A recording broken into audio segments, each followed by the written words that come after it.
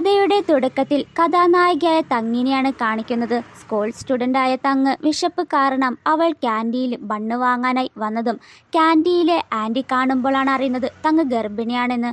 ഈ സമയത്ത് bun കഴിക്കുന്നതിനേക്കാൾ healthy ആയിട്ടുള്ള ഭക്ഷണം കഴിക്കാനായി ആൻറ്റി പറയുമ്പോൾ അവളും ഇത് മതിയെന്ന് പറഞ്ഞ് കാർഡ് കൊടുക്കുന്നു. എന്നാൽ കാർഡിൽ ക്യാഷ് ഇല്ലെന്ന് കാണിക്കുമ്പോൾ അവൾ ആകെ ഷോക്കാവുകയാണ്. അവളുടെ നിൽപ്പ് കണ്ട് ചുറ്റുമുള്ള കുട്ടികൾ സ്കൂളിൽ പോകുമ്പോൾ തന്നെ ഗർഭിണിയായി കുഞ്ഞിൻ്റെ അച്ഛൻ ആരാണെന്ന് പറഞ്ഞ് അവളെ കളിയാക്കി സംസാരിക്കുമ്പോൾ അതൊന്നും അവൾ അത്ര വലിയ കാര്യമാക്കാതെ അവളുടെ അമ്മയായിരിക്കും ക്യാഷ് എടുത്തിട്ടുണ്ടാകുക എന്ന് കരുതി വിളിച്ചു ചോദിക്കുന്നു.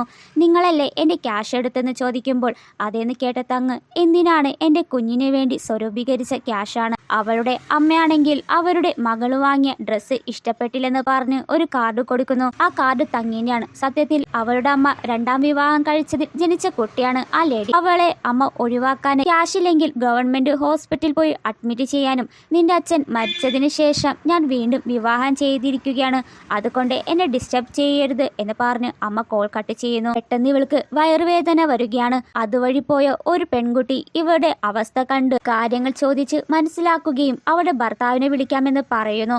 അപ്പോഴാണ് ഇവളൊരു ഫ്ലാഷ് ബാക്ക് കാണിക്കുന്നത്. തങ്ങിന്റെ മുത്തശ്ശി ഹോസ്പിറ്റലിൽ ഹാർട്ടിന്റെ പ്രോബ്ലം കാരണം ഉടനെ ഓപ്പറേഷൻ ചെയ്യണം, അതിന് 5 മില്യൺ അടച്ചാൽ മാത്രമാണ് നടക്കൂ. ഇവൾക്കാണെങ്കിൽ ക്യാഷ് ചോദിക്കാൻ അമ്മ മാത്രമേ ഉള്ളൂ.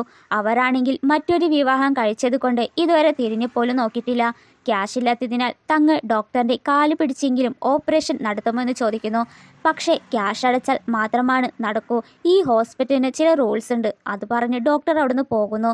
ഇതെല്ലാം കേട്ടുനിന്ന ഒരു മുത്തശ്ശി അവളുടെ അടുത്തേക്ക് വന്ന് ഓപ്പറേഷൻ ചെയ്യാനുള്ള ക്യാഷ് ഞാൻ തരാം, അതിനു പകരം കോമയിൽ കിടക്കുന്ന എൻ്റെ കൊച്ചുമകനെ നീ വിവാഹം കഴിക്കണം, ക്യാഷ് കിട്ടുമെന്ന് കരുതി അവൾ അതിന് സമ്മതിക്കുന്നു. അങ്ങനെ ആ മുത്തശ്ശിക്കൊപ്പം അവളും വീട്ടിൽ പോകുമ്പോൾ കോമയിൽ കിടക്കുന്ന മകനെ കാണിച്ച് എൻ്റെ മകനെ വിവാഹം കഴിച്ച് ഒരു രാത്രി കഴിഞ്ഞാൽ എൻ്റെ മകൻ കോമയിൽ നിന്ന് കണ്ണു തുറക്കൂ എന്ന് മാസ്റ്റർ പറഞ്ഞെന്ന് പറഞ്ഞ് മുത്തശ്ശി ഒരു ചെറിയ കുപ്പിയിൽ വെള്ളം കൊടുത്തിട്ട് നിങ്ങൾ രണ്ടുപേരും കുടിച്ചാൽ മാത്രം വിവാഹം കംപ്ലീറ്റ് ആകൂ എന്ന് പറഞ്ഞ് അവൾക്ക് കൊടുക്കുന്നു. ഇവളും ആ ചെറിയ ബോട്ടിലെ വെള്ളം കുടിച്ച് അവനും കൊടുക്കുകയാണ്. ഒരു രാത്രി അവർ ഒരുമിച്ച് കിടക്കുകയാണ്. അടുത്ത ദിവസം അവൾ എഴുന്നേറ്റ് പോകാനായി ഒരുങ്ങുമ്പോൾ പെട്ടെന്ന് തന്നെ അവൻ ഉണർന്ന് അവളെ പിടിച്ചു വലിച്ച് ആരാണെന്ന് ചോദിക്കുന്നു. ഭാര്യയെന്ന് കേട്ടതും ഇനി എൻ്റെ കൺമുന്നിൽ കണ്ടുപോകരുത് എന്ന് പറഞ്ഞ് അവളെ വിടുകയാണ്. ആക്ച്വലി അവൻ അവളുടെ മുഖം കണ്ടതേയില്ല. അങ്ങനെ മുത്തശ്ശി അയാൾ കണ്ണു തുറന്നു എന്ന് കേട്ട സന്തോഷത്തിൽ അവൾക്ക് ആവശ്യമുള്ള ക്യാഷ് കൊടുക്കുകയാണ്. ഉടനെ ആ ക്യാഷുമായി ഹോസ്പിറ്റലിൽ കിടക്കുന്ന അവളുടെ മുത്തശ്ശിയുടെ അടുത്ത് ചെന്ന് ഓപ്പറേഷൻ നടത്താനുള്ള ക്യാഷ് കിട്ടിയിരുന്നു എന്ന് പറയുന്നു. പക്ഷേ മുത്തശ്ശി അവൾക്കൊരു ബുദ്ധിമുട്ട് ഉണ്ടാക്കണ്ടെന്ന് കരുതി അവിടെ ഉണ്ടായ കുറേയേറെ ടാബ്ലറ്റ്സ് കഴിച്ച് മരിക്കുന്നു. ഈ ലോകത്ത് ഉണ്ടായത് അവൾക്ക് മുത്തശ്ശി മാത്രമായിരുന്നു. അവൾ ഒറ്റയ്ക്കായി. അങ്ങനെ കുറച്ച് നാളുകൾക്ക് ശേഷം അവൾ ഗർഭിണിയാണെന്നുള്ള കാര്യം അറിയുകയാണ്.